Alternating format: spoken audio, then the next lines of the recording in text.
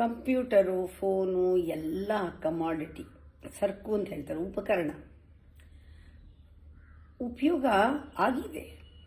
ಸರಿಯಾಗಿ ಉಪಯೋಗಿಸೋದು ನಮ್ಮ ವಿವೇಕ, ನಮ್ಮ ಟ್ರಾನ್ಸ್ಫಾರ್ಮೇಷನ್ಗೆ ಅದನ್ನೇ ಸಾಧನವಾಗಿ ಬಳಸಬಹುದು.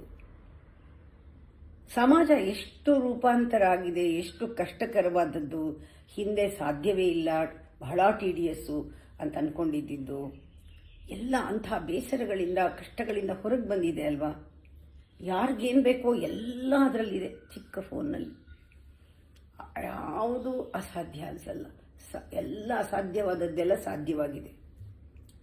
ಇದನ್ನು ಸಕ್ಸಸ್ ಅಂತಾರೆ.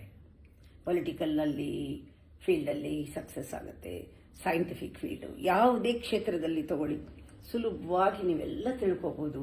ಗೂಗಲ್ಗೆ ಹೋದರೆ ಎಲ್ಲ ಅರ್ಥ ತಿಳ್ಕೊಬೋದು. ಆದರೆ ಒಂದು ಸತ್ಯ ಮರಿಬಾರ್ದು ನಾವು. ಈ ನಮ್ಮ ಮೆದುಳಿಗೆ ಎಷ್ಟು ಪವರ್ ಇರಬೇಕು ಅಂತ ಒಂದು ಮಿಷನ್ನ ಕಂಡುಹಿಡಿಬೇಕಾದ್ರೆ, ಮಾನವನ ಮೆದುಳು ನಿಜವಾಗ್ಲೂ ಋಷಿಗಳು ಇದನ್ನು ಉಪಯೋಗಿಸಿದ್ರು ಅಂದರೆ ಸ್ಪಿರಿಚುವಲ್ ಸೈನ್ಸ್ ಎಷ್ಟು ಆಳ, ಎಷ್ಟು ಎತ್ತರ ಇರಬೇಕು. ನಾವು ಅಂದ್ಕೊಂಡಿದ್ದು ನಾವು ಸೃಷ್ಟಿ ಮಾಡ್ಬೋದು, ನಾವು ಸರಿಯಾಗಿ ಪ್ರೋಗ್ರಾಮಿಂಗ್ ಮಾಡೋದು ಕಲ್ತ್ರೆ.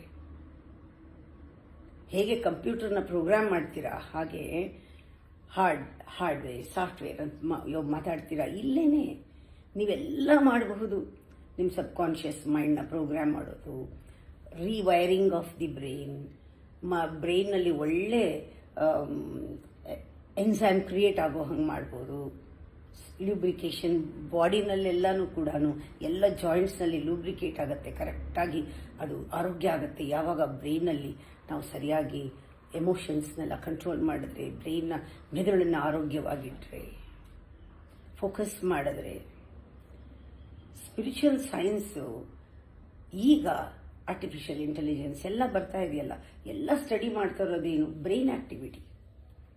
ಮನುಷ್ಯನ ದೇಹದ ಒಂದು ಭಾಗ ಆಗಿದ್ರೂ ಕೂಡ ಅದನ್ನು ಸಪ್ರೇಟಾಗಿ ಒಂದು ಎಂಟಿಟಿ ಅಂತ ತಿಳ್ಕೊಂಡು, ಅದು ಮನಸ್ಸನ್ನು ದೇಹನೂ, ಸೂಕ್ಷ್ಮವಾದ ಆವರಣಗಳನ್ನು ದೇಹನೂ, ಸ್ಥೂಲ ಸೂಕ್ಷ್ಮಗಳನ್ನು ಕಂಟ್ರೋಲ್ ಮಾಡುತ್ತೆ ಅಂದಾಗ ಹೋಲಿಸ್ಟಿಕ್ ಹೆಲ್ತ್, ಹೋಲಿಸ್ಟಿಕ್ ಅಪ್ರೋಚ್ ಎಲ್ಲನೂ ಬ್ರೈನ್ ಆಕ್ಟಿವಿಟಿ ತಿಳ್ಕೊಂಡ್ರೇ ಸಾಧ್ಯ.